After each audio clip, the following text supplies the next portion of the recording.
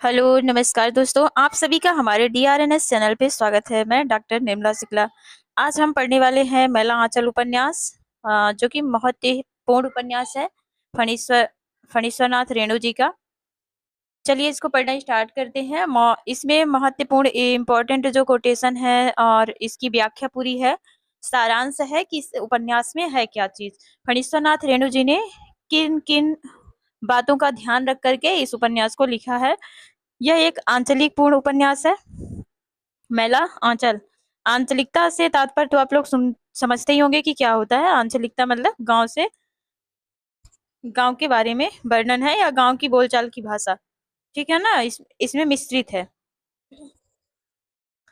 चलिए पढ़ना स्टार्ट करते हैं। देखते हैं मैला आंचल फणीश्वरनाथ रेणु जी ने कब लिखा था, तो 1954 में लिखा था। फणीश्वरनाथ रेणु जी के बारे में थोड़ी सी चर्चा करेंगे, क्योंकि एनटीए यूजीसी नेट के यूनिट उपन्यास और यूनिट कहानी, यूनिट 6 और यूनिट 7 दोनों में इनकी कहानी और उपन्यास लगे हुए हैं। तो मोस्ट इंपॉर्टेंट हो जाता है कि इनके बारे में थोड़ी सी जानकारी हम एकत्रित करें, चाहे वो कहानी हो, उपन्यास हो, या तो रिपोर्टाज हो या संस्मरण हो। सभी के बारे में सरसरी नजर से थोड़ा सा रिवीजन करेंगे, क्योंकि एग्जाम का डेट जो है बहुत ही पास में आ चुका है।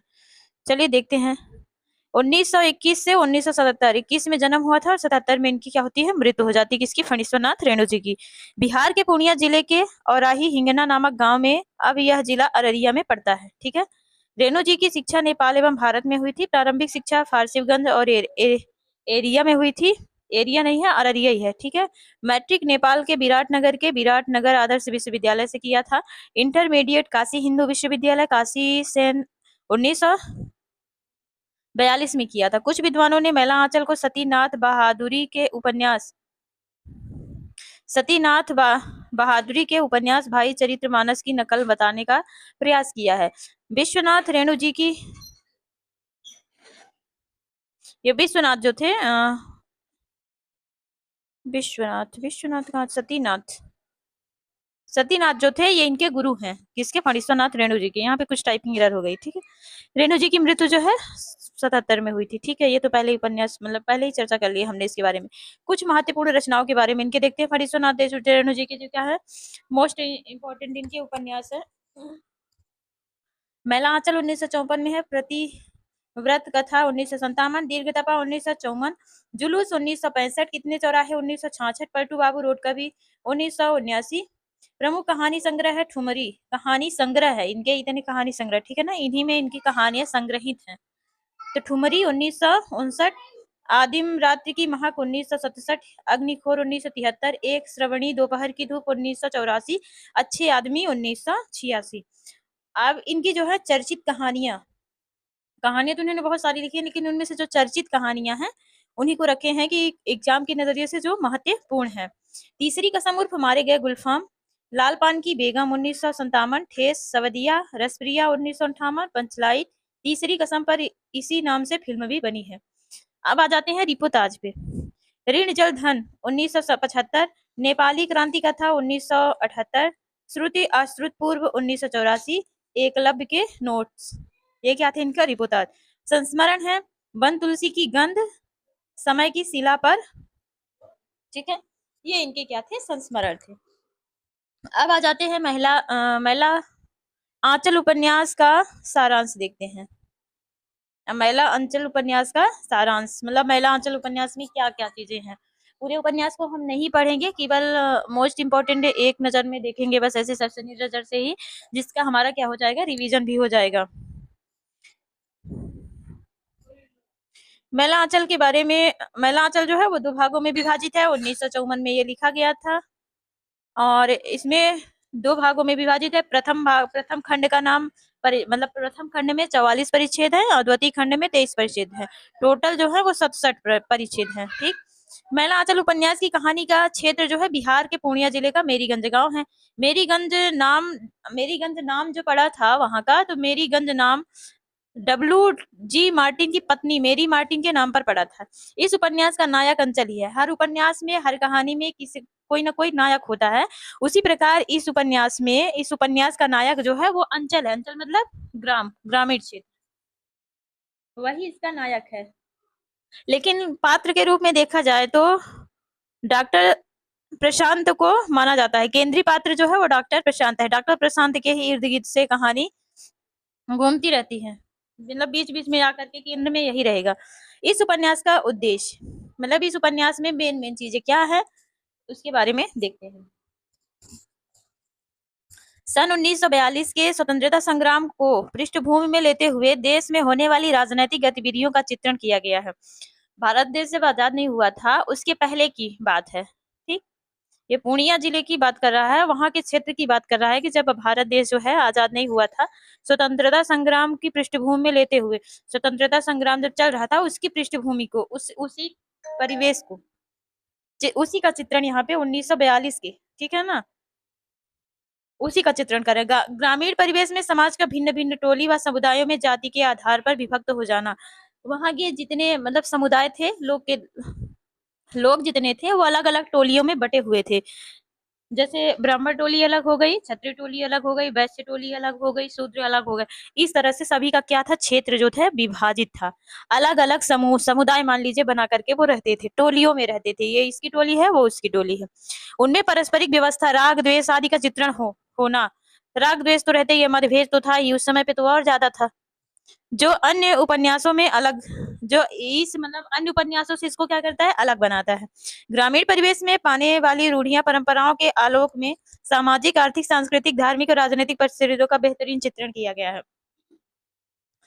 तत्कालीन राजनीतिक नेताओं की स्वार्थपरकता और अवसरवादिता का कार्यकर्ताओं की अपेक्षा आदि का चित्रण है। जातिवाद अवसर सही मत हुआ, आश्रमों का पाखंड, वैध एवं संबंध अवैध जो था संबंध था, गरीबी, जहालत, मलेरिया और कालाजार जैसे रोगों के प्रकोप से ग्रामीणों की हालत जो थी वो खराब होती जाती थी। स्थिति का चित्रण इस उपन्यास में सभी का चित्रण किया गया है। इस उपन्यास में टोलियां भी बहुत है। महिला आंचल उपन्यास की समीक्षा, ठीक है। इस उपन्यास में जो है मेन रूप से ये दिखाया गया है कि ग्रामीण में जहां वहां के लोग जो हैं, वहां की स्थिति कैसी थी, वहां के समाज कैसा था, लोगों का रहन सहन कैसा था, वो किस तरह से रहते थे, उनमें विभाजिता कितनी थी, और मलेरिया, राग द्वेष, भेद भाव, ये सारी चीजें क्या थी उसमें भरा हुआ है, ठीक है ना, इस उपन्यास में। मतलब ग्रामीण क्षेत्र का इतना मार्मिक चित्रण इन्होंने किया है, किसने, फणीश्वरनाथ रेणु जी ने। और अवसरवादिता कौन थे, अवसरवादिता किसे कहा गया है, राजनीतिक नेताओं को, कि जिनको अवसर मिला वो सब अपने हाथ साफ करते गए। और अवैध संबंध को भी दिखाया गया है, ठीक है, इस उपन्यास में। चलिए आगे देखते हैं। समय महिला आंचल हिंदी का प्रतिनिधित्व आंचलिक उपन्यास है, और इस कारण इसके कथ्य के प्राय वे सारी विशेषताएं मिलती है जो किसी भी आंचलिक उपन्यास में पाई जाती हैं। ठीक, हिंदी आंचलिक उपन्यास में जो परिवेश लिया जाता है वह समय और स्थान के दोनों के लिए जितने पक्ष हो सकते हैं, उन पक्षों में जितने चेहरे हो सकते हैं, वे सब उसमें पूर्व विस्तार के साथ विद्यमान होते हैं। आंचलिक महिला आंचल उपन्यास में मेरीगंज गांव की विस्तृत तथा समग्र कथा को इस प्रकार प्रस्तुत किया गया है कि अंचल ही नायक बन गया है।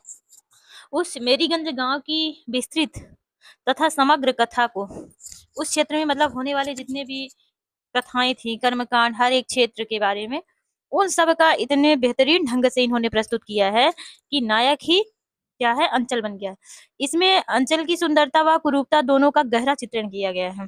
अच्छाई और बुराई दोनों पक्षों को इसमें चित्रित किया गया है, जिसमें जातिवाद, अफसरशाही, अवसरवादी, राजनीतिक, मठों और आश्रमों का पाखंड भी दिखाया गया है।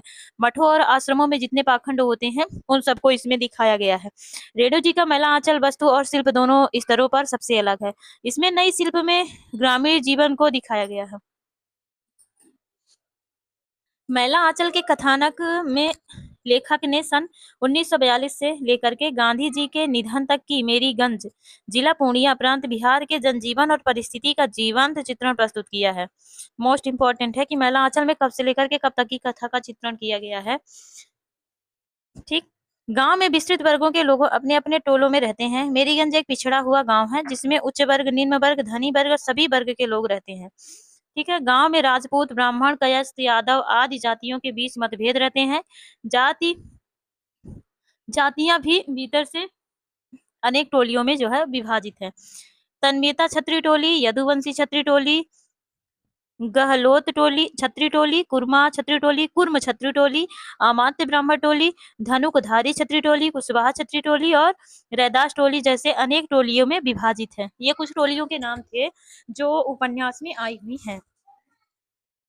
संथाल जाति का अपना अलग वर्ग है। गांव में मलेरिया का अस्पताल खुलता है। ठीक है, गांव में क्या है, मोस्ट इंपॉर्टेंट लाइन है ये, बात है कि गांव में क्या होता है, मलेरिया का अस्पताल खुलता है।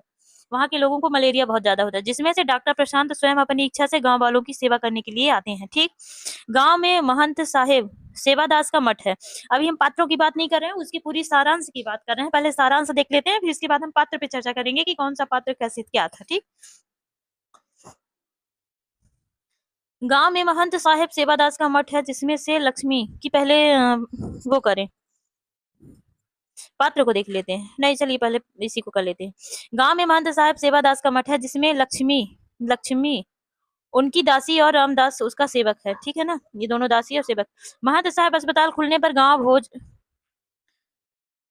भेज देते हैं, लेकिन जातिगत विषमताओं के कारण सभी लोग एक साथ नहीं बैठते हैं।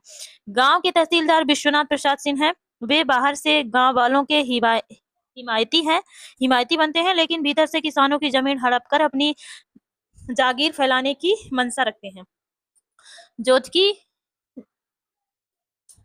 जोतकी जी गांव के कर्मकांड ब्राह्मण हैं और भविष्यवाणी करते हैं कि गांव में अमंगल होगा। ठीक है, बलदेव सुराजार का स्वप्न लिए हुए कांग्रेस का कार्यकर्ता बनता है। वह महात्मा गांधी का भक्त है। मठ की लक्ष्मी बलदेव के प्रति आकर्षित कालीचरण पहले बलदेव का चेला हुआ करता था, लेकिन वह कम्युनिस्ट सोशलिस्ट पार्टी का कार्यकर्ता बन जाता है तथा गांव के दलित वर्ग के लोगों व किसानों को अपने अधिकारों के प्रति प्राप्त करने का कार्य करता है। इनमें पारस्परिक संघर्ष चलता रहता है।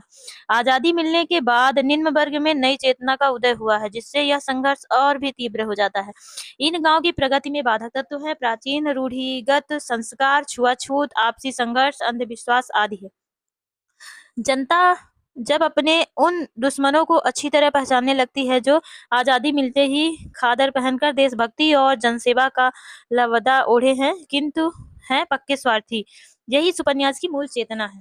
ठीक, आई होप समझ में आ रहा होगा आप लोगों को। मैला आंचल यद्यपि स्वतंत्रता के उपरांत प्रकाशित हुआ, किंतु उसमें स्वतंत्रता पूर्व का परिवेश जो है चित्रित किया गया। ये स्वतंत्रता पूर्व की परिस्थिति इसमें है, लेकिन यह स्वतंत्रता प्राप्ति के पश्चात ये क्या हुआ था, प्रकाशित हुआ था। गांव की मानसिकता इतनी खराब हो चुकी है कि मलेरिया सेंटर गांव में खुलने का विरोध अधिकतर ग्रामीण करते हैं। मतलब गांव में इतना विरोध हो गया है कि जो मलेरिया का सेंटर वहां खुल रहा था उसका भी विरोध कर रहे थे कि यहाँ नहीं खुलना चाहिए। समूचा अंचल अंधविश्वास, शोषण, संघर्ष, निर्धनता, अशिक्षित से ग्रस्त है। ठीक है, इसमें मतलब मूल उपन्यास में यही है कि लोग यहाँ के क्या थे, अंधविश्वासी थे, शोषित थे और संघर्ष करते थे बहुत, लेकिन उनके अंदर ज्ञान नहीं था, निर्धनता थी, धन दौलत नहीं था, ऐश्वर्य नहीं था, समझ नहीं थी, अशिक्षा से ग्रस्त थे। जब ज्ञान ही नहीं था तो उन्हें इन सब चीजों के बारे में कैसे पता चलता है। ठीक, उपन्यास के अंत में बामन दास अपना बलिदान देकर के पाठकों को अपने चरित्र से प्रभावित करता है। अभिव्यक्ति के लिए लेखक ने आंचलिक शब्दावली, लोकोक्ति या मुहावरों का भी प्रयोग किया है।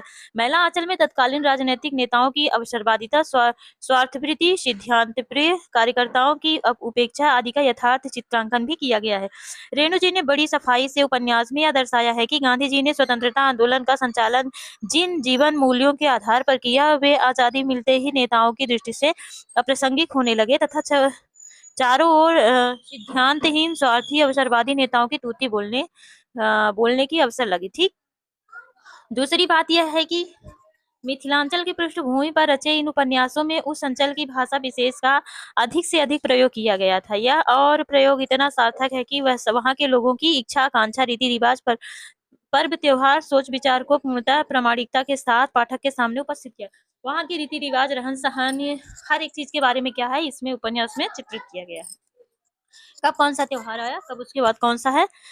ठीक है, अब चलिए देखते हैं इसमें महत्वपूर्ण जो पात्र आते हैं। ये तो पूरा हो गया उपन्यास का सारांश कि इस उपन्यास में था क्या चीज। ठीक है, ये तो अच्छे से आप लोगों को समझ में आ ही गया होगा। अब आगे देखते हैं पात्र और उनके बारे में। प्रमुख अंचल में कुल मिला के मैला आंचल उपन्यास में 256 पात्र हैं और कुल परिच्छेद जो है 67 परिच्छेद है। ठीक, प्रथम खंड को देश की स्वतंत्रता की पूर्व की घटना एवं द्वितीय खंड को स्वतंत्रता प्राप्ति की परिस्थितियों के बाद की घटना को दिखाया गया है। ठीक है ना, मेन चीज ये था। डॉक्टर पहला प्राप्ति जो आता है डॉक्टर प्रशांत आता है। प्रशांत उपन्यास का केंद्रीय पात्र है जिसे कुल कुल के बारे में पता नहीं, जिसके कुल के बारे में पता नहीं, एक बंगाली डॉक्टरानी स्नेहमयी उसका पालन पोषण करती है। डॉक्टर प्रशांत काशी विश्वविद्यालय से ISSC तथा prince of Wales medical college Patna से MBBS की डिग्री प्राप्त कर पिछले गांव मेरीगंज को अपने कार्यक्षेत्र के रूप में चुना था।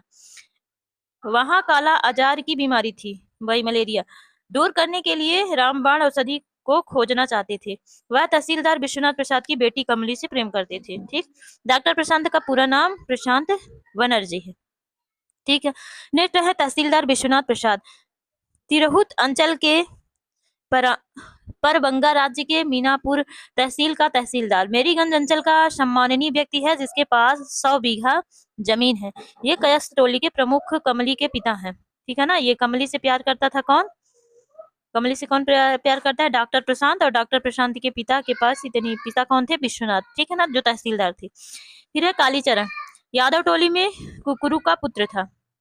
मेरीगंज गांव में ननिहाल है। युवा वर्ग का प्रतिनिधित्व, शाही तथा सोशलिस्ट पार्टी का नेता, जो गाली देकर बात करने वाले जैन साधुओं को मारपीट कर मठ से भगा देता है। कालीचरण कहता है कि जमीन जोतने वाले की पूंजीवादी का नाश। कालीचरण की मां अंधी है, प्रगतिशील चेतना का प्रतीक है। चरखा सेंटर की मास्टरानी बंगला देवी के साथ रहता है। जेल जाता है और जेल से फरार होकर भाग आता है। फिर है भगवान भगत, मेरीगंज का बनिया जो दुकानदारी करता है। डब्ल्यू जी मार्टिन, मेरीगंज नाम इन्हीं की पत्नी मेरी मार्टिन के नाम पर पड़ा था। मेरीगंज में बरहो वर्ण के लोग रहते हैं। इसी मेरीगंज गांव के पास से कमला नदी बहती है। ठीक है, इस गांव की मुख्य पैदावार है धान, पाट और खिसरी। ये मोस्ट इंपॉर्टेंट हो जाता है, जितने में मतलब अंडरलाइन है, ये बहुत ही मेन इंपॉर्टेंट चीजें हैं, क्योंकि लेखक के बारे में उनके जो है पात्रों के बारे में क्वेश्चन एनटीए खूब बना रहा है, तो हो सकता है कि इस पे भी उसकी नजर जाए।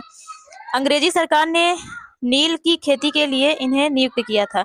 राम कृपाल सिंह गांव के ठाकुर हैं, लेकिन इनका प्रभाव ज्यादा नहीं है। नया तहसीलदार हरगौरी सिंह इनके भाई शिव शंकर सिंह का पुत्र है।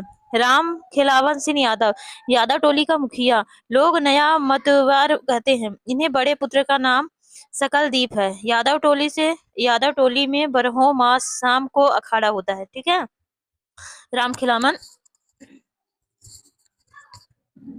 यादव टोली का मुखिया है। ठीक है ना, राम खिलावन। फिर है सूराजी बलदेव, बौने कद का, भारी आवाज का व्यक्ति है। कांग्रेस पार्टी का कार्यकर्ता है। कांग्रेस आश्रम का कार्यकर्ता, स्वराज का व्रत धारण करने वाला। चुन्नीपट्टी गांव में का निवासी है। मेरीगंज में आकर के अपनी मौसी के यहाँ रहता है। ईमानदार व धर्मनिष्ठ है। कोठारिन लक्ष्मी के साथ मठ में रहता है। बाद में रामदास ने महंत बनने पर लक्ष्मी को लेकर अलग रहने लगता है। बावन दास को गांधी जी और नेहरू व्यक्तित्व रूप से जानते हैं, क्योंकि बामन दास का भाषण अत्यंत ओजपूर्ण रहता है। इसका प्रमुख कथन यह है कि भारत माता बेजार रो रही है।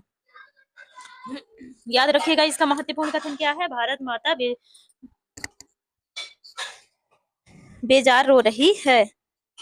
चन्नापट्टी के गांव के लोग बचपन में बाप के मर जाने के कारण दुर्वा कहकर संबोधित करते थे। दुर्वा नहीं, टुरवा होना चाहिए। वे अवैध काम करने वाले एक कांग्रेसी नेता की कलाई खोलते देते हैं। परिणाम स्वरूप इनकी हत्या कर दी जाती है। हरगौरी सिंह राजपूत टोली के मुखिया, रामकृपाल सिंह का भतीजा है। विश्वनाथ प्रसाद सिंह के तहसीलदार छोड़ने पर इनके स्थान पर नया तहसीलदार बनता है। इनके पिता का नाम शिवशंकर सिंह था। यह संथाली टोली के साथ झगड़े में संथालों के तीर से घायल हो जाता है और अंत में प्राण त्याग देता है।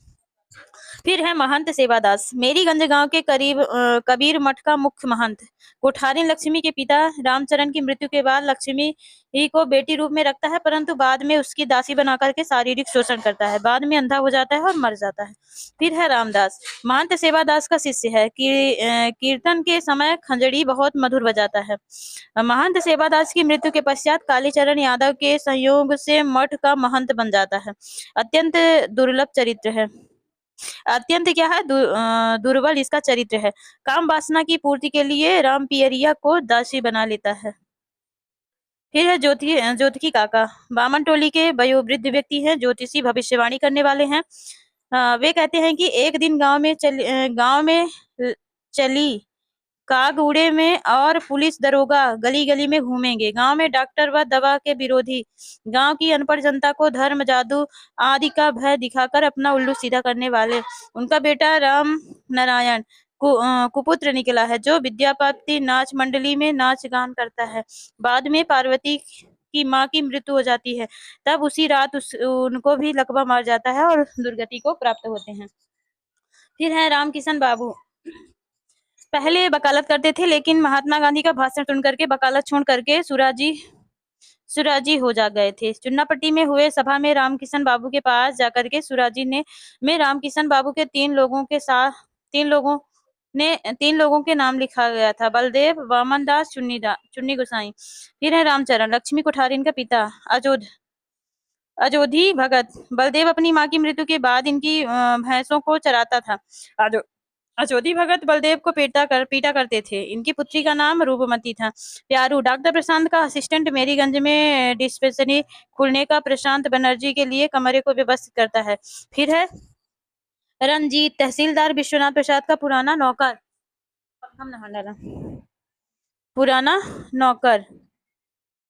फिर है खलासी।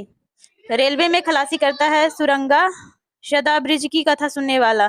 महगू दास की बेटी फुलिया के साथ शादी करने हेतु तंत्री टोली की औरतों में सरदानी और रामदास स्त्री से। फिर है लरसिंह दास, मुजफ्फरनगर का निवासी है। फिर है शिवनाथ चौधरी, जिला कांग्रेस के सबसे बड़े लीडर हैं। चिनगारी जी। फिर लता पता का साप्ताहिक पत्र में के क्या थे, ये संपादक थे। सहदेव मिश्र। इस तरह से कई सारे इसके पात्र थे, देख लेना आप लोग। राम बुझावन सिंह थे सिपाही, जो कि काली मुद्दीपुर में तैनात थे। यह बामन दास ने पिछले की कोशिश करता है, परंतु बामन दास द्वारा पहचान लिए जाने पर होटल बंगला में बैठ करके दारू पी रहे सप्लाई इंस्पेक्टर दुलारचंद कपरा तथा करीमुद्दीनपुर के हवलदार को बामन दास के आने की सूचना देता है। फिर है प्रमुख स्त्री पात्र। कमला है तहसीलदार विश्वनाथ सिंह की एकमात्र संतान। कामकुंठा के कारण बेहोशी का नाटक करने वाली, 3 स्थानों में मगनी वापिस हुई थी। प्रशांत से प्रेम करने वाली और बाद में पत्नी का दर्जा प्राप्त करती है। प्रशांत के साथ अवैध संबंध रखने पर गर्भवती हो जाती है। कमली और डॉक्टर प्रशांत से पुत्र का नाम था नीलोत्पल। कुठारिन लक्ष्मी, उनके पिता रामचरण। बचपन में ही पिता की मृत्यु हो जाने के कारण मठ की कुठारिन बन जाती है। महंत सेवादास पुत्री के रूप में स्वीकार करने के बाद उसका शोषण करते हैं। फिर है फुलिया, महगू दास की विधवा पुत्री, सहदेव मिश्र से अवैध संबंध रखने वाली। बाद में खलासी के साथ चुमैना कर लेती है। फिर खलासी के छोड़कर पैटामन के साथ रहने लगती है। राम पियरिया तन्मयता टोली की लड़की है। मठाधीश रामदास की दासी है। नीच एवं चरित्रहीन, मठ के अंदर ही मां शादी का भक्षण करने वाली। ममता, पूरा नाम है डॉक्टर ममता श्रीवास्तव, दरभंगा के प्रसिद्ध डॉक्टर काली प्रसाद की पुत्री है। महिला समाज सेविका, हेल्थ यूनिट की स्थापना करने वाली। फिर है रूपमती, अजोधी भगत की बेटी है। बलदेव को टुरवा ना कह करके बल्ली नाम से संबोधित करती है। बलदेव के प्रति हमदर्द ये दिखाती है। इस तरह से इस उपन्यास का शॉर्टकट में हमने रिवीजन किया है। अगर आप लोगों को यूजफुल ये क्लास लगे तो चैनल को लाइक शेयर सब्सक्राइब करिएगा। जो इस उपन्यास में जिन जिन पात्रों को हमने छोड़ा है उसको आप लोग थोड़ा वीडियो को रोक करके देख सकते हैं। और यूजफुल लगे तो प्लीज चैनल को लाइक शेयर सब्सक्राइब करिएगा। Thank you.